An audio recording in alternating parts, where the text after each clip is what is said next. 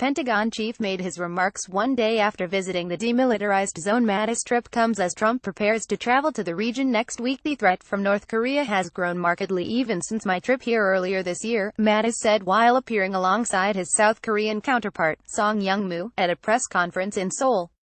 North Korea has accelerated the threat that it poses to its neighbors and the world through its illegal and unnecessary missile and nuclear weapons programs, he added, emphasizing that the U.S. does not accept a nuclear North Korea. The Pentagon chief made his remarks one day after visiting the demilitarized zone that separates North and South Korea and meeting with South Korean President Moon Jae-in at the country's presidential palace.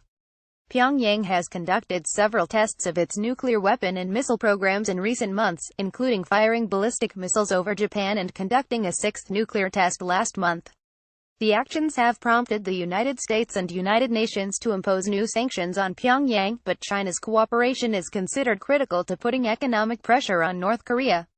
On Saturday, Song called North Korea's actions a reckless provocation, while Mattis labeled them outlaw behavior.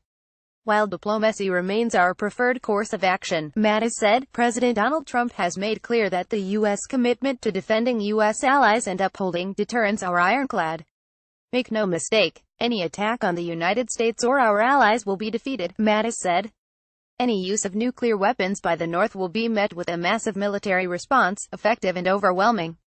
The two defense chiefs said they had discussed a range of topics, including the pursuit of new military capabilities and the operational control of South Korean military forces in the event of a war on the peninsula.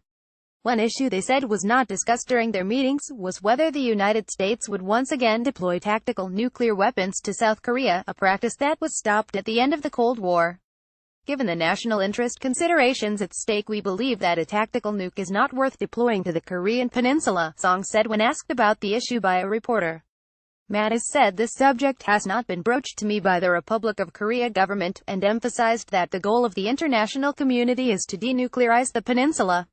Mattis' trip comes as Trump prepares to travel to the region next week, where he will visit Seoul, a city of nearly 10 million people well within range of North Korean artillery.